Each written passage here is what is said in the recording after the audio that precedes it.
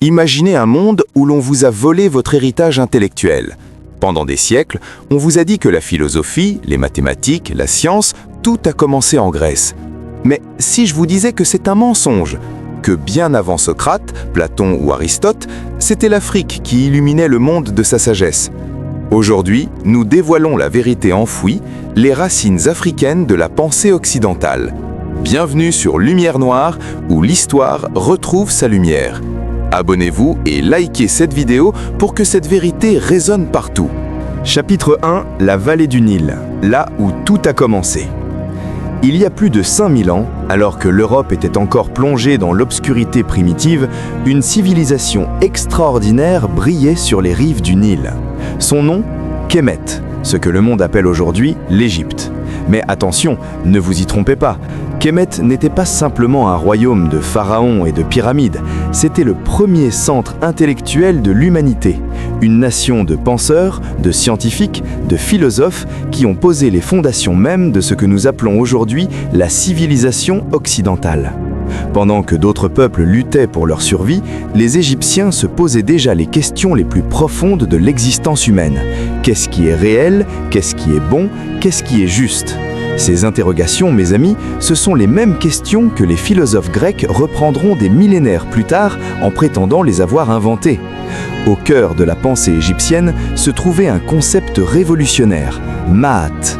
Ce n'était pas qu'une simple idée, c'était le principe éternel qui gouvernait l'univers entier.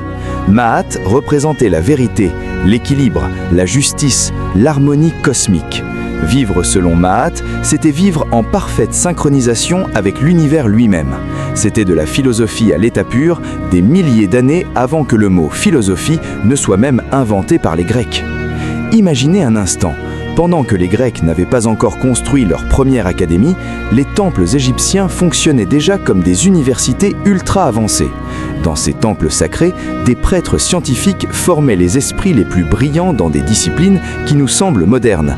La logique, les mathématiques complexes, la médecine chirurgicale, l'astronomie précise et l'éthique philosophique.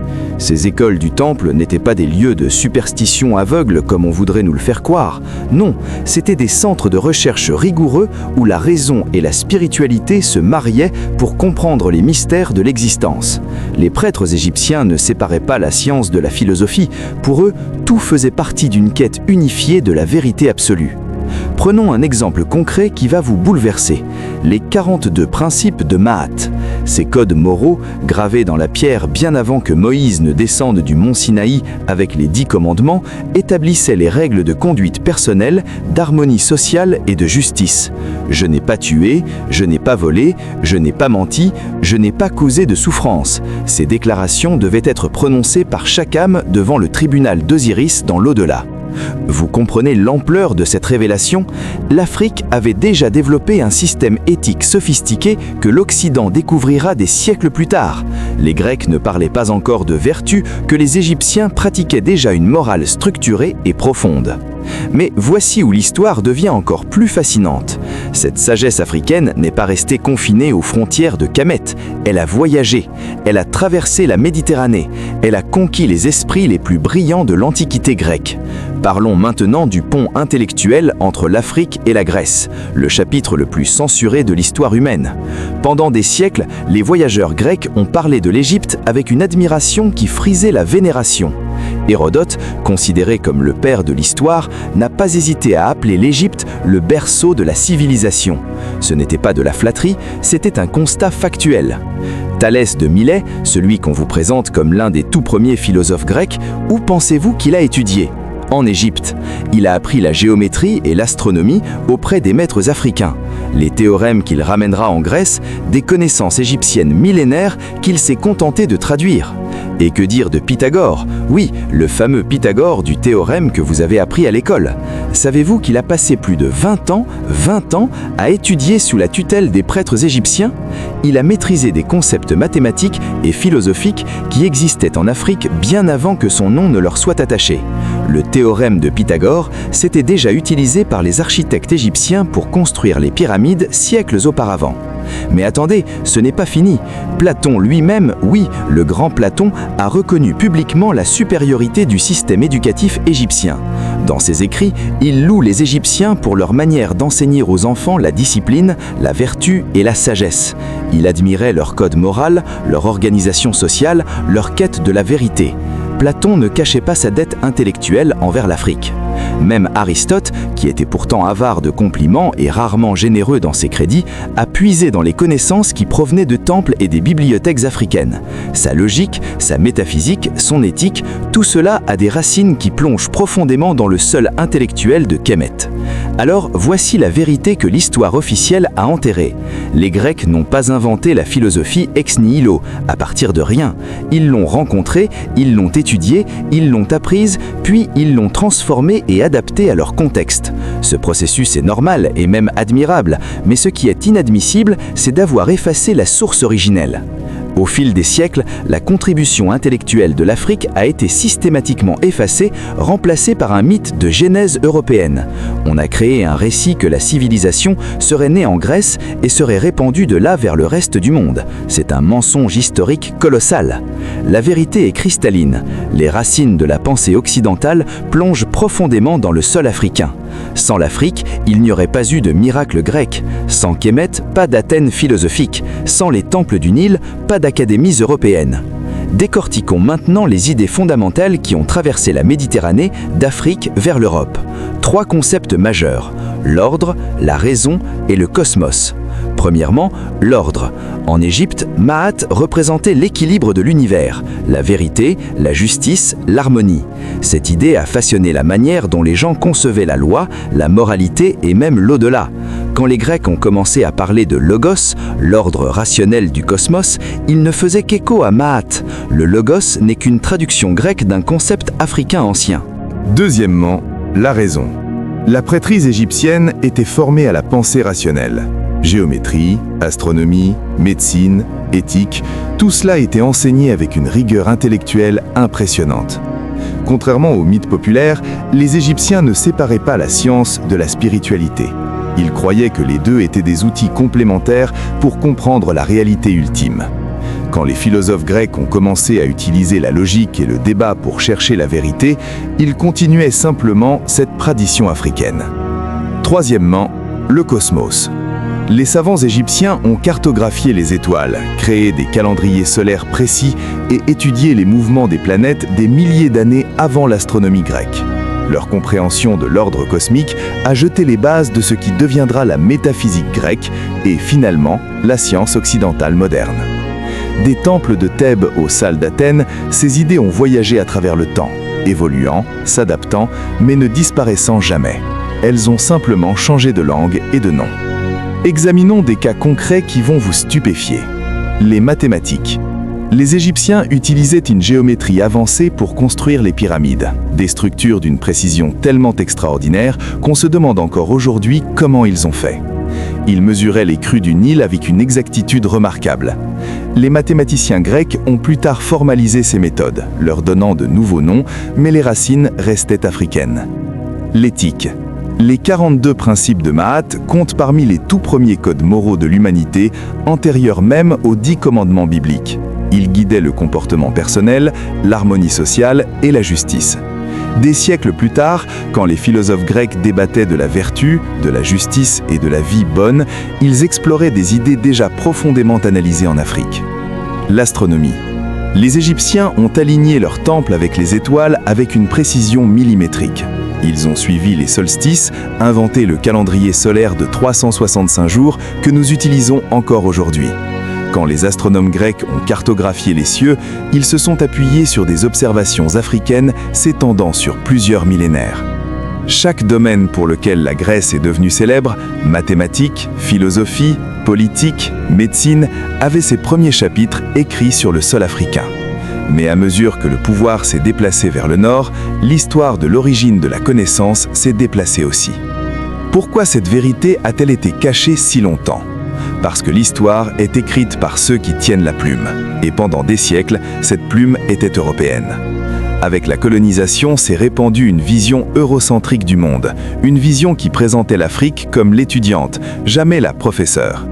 Les historiens occidentaux ont décrété que la philosophie commençait en Grèce, comme si la sagesse africaine n'était que mythologie et non pensée structurée. Des générations entières ont grandi en croyant que l'Afrique avait contribué l'art et le rythme, mais jamais la raison ou la réflexion profonde. Mais la recherche moderne raconte une histoire différente. Des chercheurs du monde entier, de Cheikh Anta Diop à Molefi Kete Asante, ont prouvé que les civilisations africaines pratiquaient une enquête philosophique structurée bien avant l'ère grecque classique. Ils exploraient la métaphysique, l'éthique, l'épistémologie. Ils posaient les mêmes questions profondes avec lesquelles l'humanité se débat encore. Il ne s'agit pas de remplacer la Grèce par l'Afrique dans nos livres d'histoire, il s'agit de restaurer le chaînon manquant, de reconnaître que la civilisation n'a pas commencé dans l'isolement, mais dans la connexion. La pensée occidentale n'est pas un pilier solitaire, c'est un arbre avec des racines africaines. Si cette révélation vous bouleverse autant qu'elle devrait, montrez-le. Abonnez-vous à Lumière Noire, likez cette vidéo et partagez-la massivement. Cette vérité doit résonner dans chaque foyer, dans chaque école, dans chaque esprit. Ensemble, réécrivons l'histoire. Le prochain chapitre va encore plus loin, ne le manquez pas. Chapitre 2, la grande effacement et la renaissance de la vérité. Nous venons de découvrir ensemble comment l'Afrique a allumé la flamme de la connaissance que la Grèce a ensuite portée. Mais maintenant, nous devons affronter une question dérangeante, une question qui brûle dans l'esprit de chacun. Comment une vérité aussi monumentale a-t-elle pu être enterrée pendant des siècles ? Comment le monde entier a-t-il pu oublier, ou plutôt, comment lui a-t-on fait oublier que l'Afrique était la mère de la sagesse ? La réponse, mes amis, est aussi brutale que nécessaire à comprendre. Le pouvoir de la narration. Celui qui contrôle le récit contrôle la réalité perçue. Et pendant des siècles, ce contrôle appartenait exclusivement à l'Europe. Remontons dans le temps, à l'époque de l'expansion coloniale européenne. Au XVe, XVIe, XVIIe siècle, alors que les puissances européennes conquéraient le monde, elles ne se contentaient pas de coloniser des territoires, elles colonisaient aussi les esprits. Pour justifier l'esclavage, l'exploitation, le pillage systématique de l'Afrique, il fallait créer une narrative, un mensonge si gros qu'il deviendrait une vérité acceptée. L'infériorité intellectuelle de l'Afrique. On a donc réécrit l'histoire, systématiquement, méthodiquement, impitoyablement. Les historiens européens ont commencé à déclarer que la philosophie était née en Grèce, point final. Comme si, avant Socrate, l'humanité vivait dans les ténèbres intellectuelles. Comme si la sagesse africaine était de la mythologie primitive, pas de pensée structurée. Comme si les temples de Kémet n'étaient que des lieux de culte superstitieux, pas des centres de savoir scientifique. Les bibliothèques africaines, oubliées.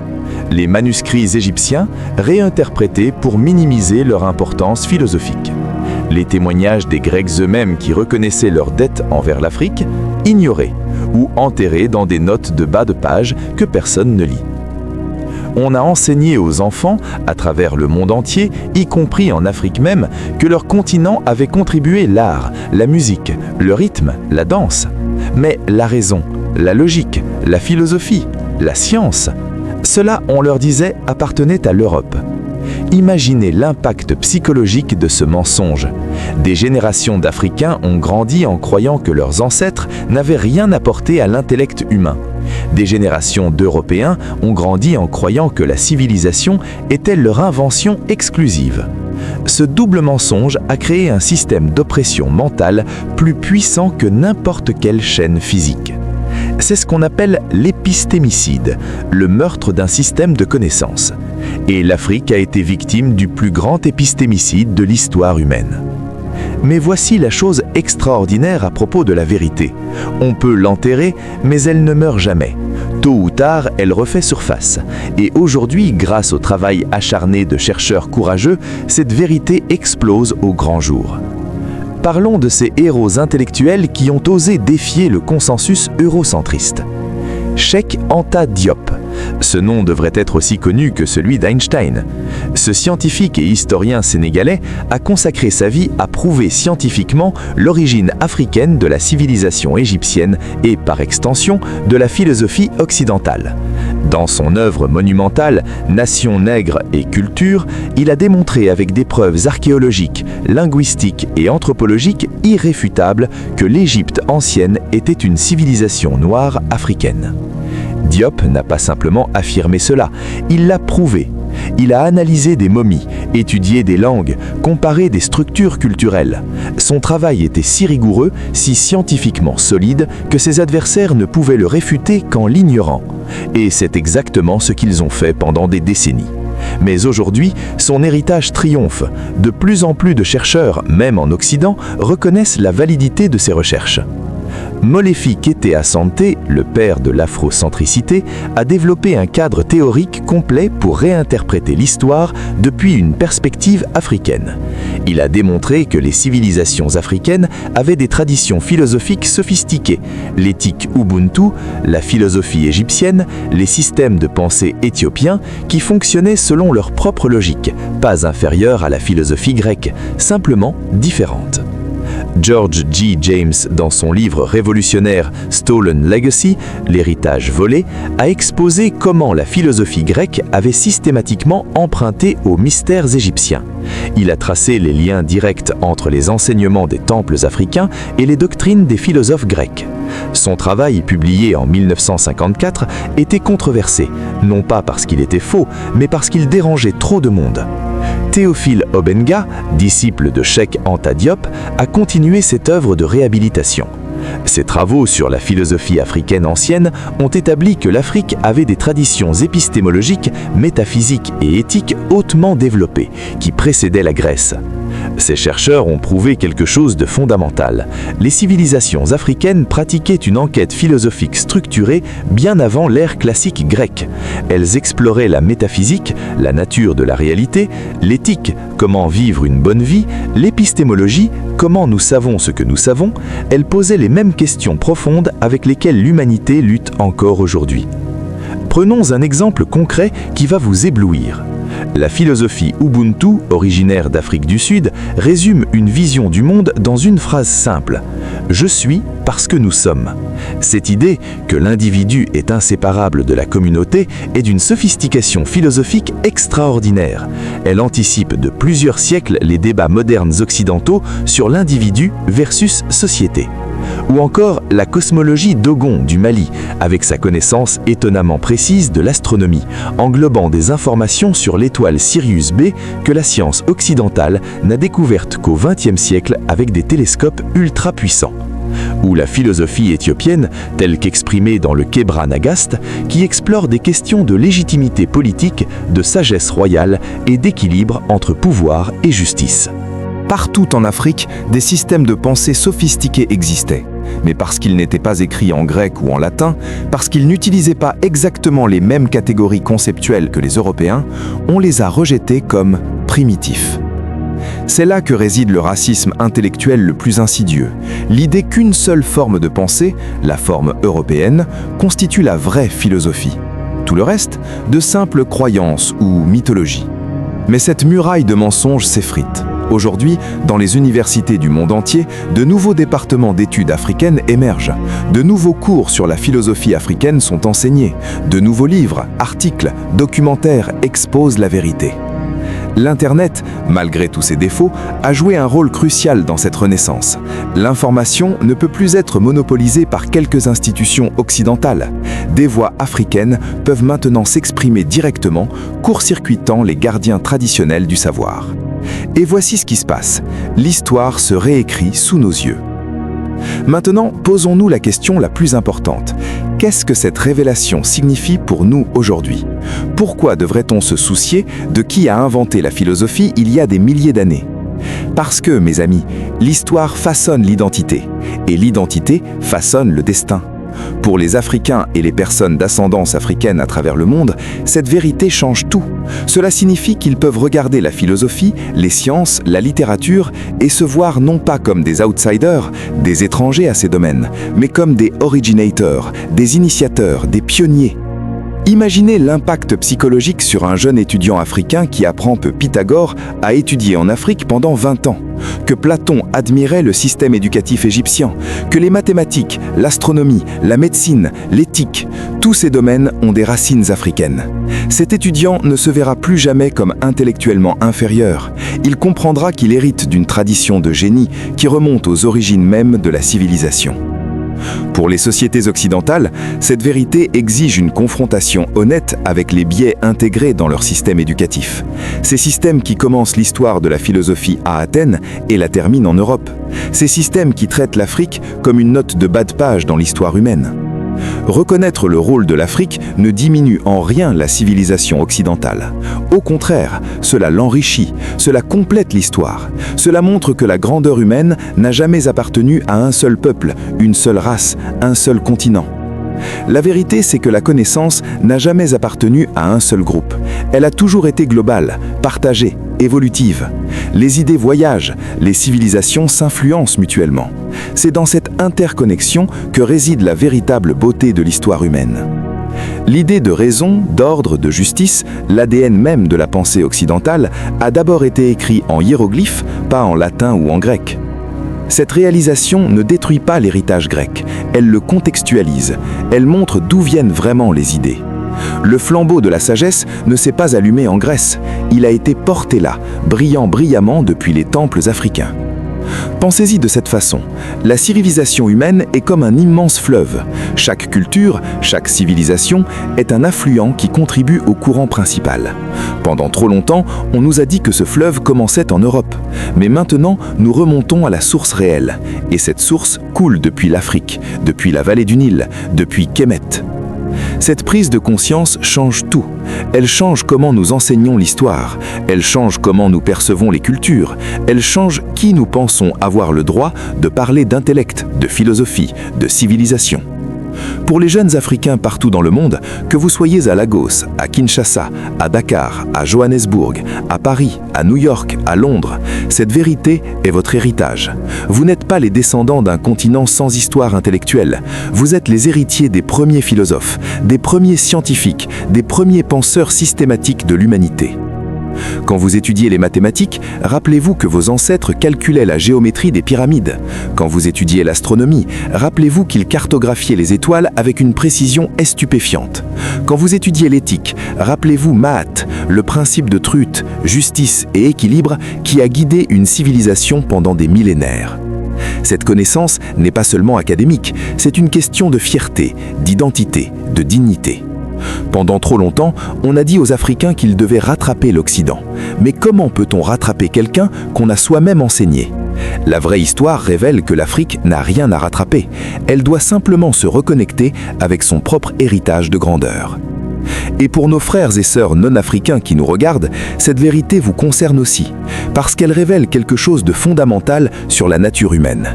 Le génie n'a pas de couleur, pas de frontières, pas de race exclusive. Si l'Afrique a pu produire de telles grandeurs intellectuelles il y a des millénaires, cela prouve que le potentiel pour la grandeur existe partout où vivent des êtres humains. Cela démantèle tous les arguments racistes qui ont justifié l'esclavage, la colonisation, la discrimination.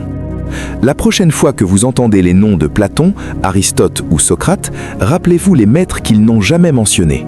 Rappelez-vous les bibliothèques de Thèbes et d'Héliopolis, remplies de manuscrits qui ont changé le cours de l'histoire humaine. Rappelez-vous les temples où des prêtres africains enseignaient les mystères de l'univers. Rappelez-vous Mahat, truth, justice et équilibre, le principe africain qui a façonné la boussole morale du monde entier. L'histoire a toujours été plus interconnectée qu'on ne nous l'a dit. Quand l'histoire de l'Afrique est incluse, le puzzle de la civilisation s'assemble enfin complètement. Ceci n'est pas seulement une question de passé, c'est une question d'identité présente et de futur possible. Parce que quand l'Afrique se relève dans la mémoire collective, le monde entier s'élève en compréhension. Les origines africaines de la pensée occidentale ne sont pas une note de bas de page, elles sont la fondation. Et plus nous découvrons cette vérité, plus nous nous rapprochons de la réécriture de l'histoire de l'humanité elle-même. Nous vivons un moment historique, un moment où les mensonges de siècles s'effondrent sous le poids de la vérité, un moment où l'Afrique reprend sa place légitime comme mère de la sagesse humaine. Cette renaissance n'est pas seulement intellectuelle, elle est spirituelle, émotionnelle, politique. Elle change la façon dont les Africains se voient eux-mêmes, elle change la façon dont le monde voit l'Afrique. Et ce n'est que le début. Chaque jour, de nouvelles découvertes archéologiques émergent, de nouveaux manuscrits sont traduits, de nouvelles preuves s'accumulent. L'édifice du mensonge eurocentriste continue de s'écrouler, pierre par pierre. La question maintenant n'est plus si cette vérité sera acceptée, mais quand. Et vous, oui, vous qui regardez cette vidéo, vous faites partie de ce mouvement historique.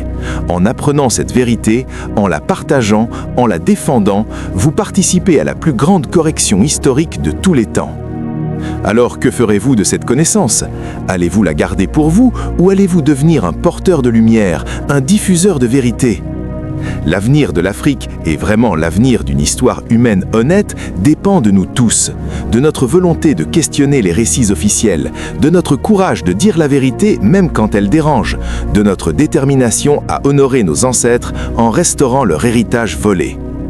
Le voyage continue, l'histoire se réécrit et vous en êtes les auteurs. Rappelez-vous toujours, la sagesse a un lieu de naissance et ce lieu de naissance est l'Afrique. Vous venez de découvrir une vérité qui changera votre vie. Maintenant, c'est à vous d'agir. Abonnez-vous immédiatement à Lumière Noire pour ne manquer aucune révélation. Likez cette vidéo jusqu'à ce que votre pouce vous fasse mal.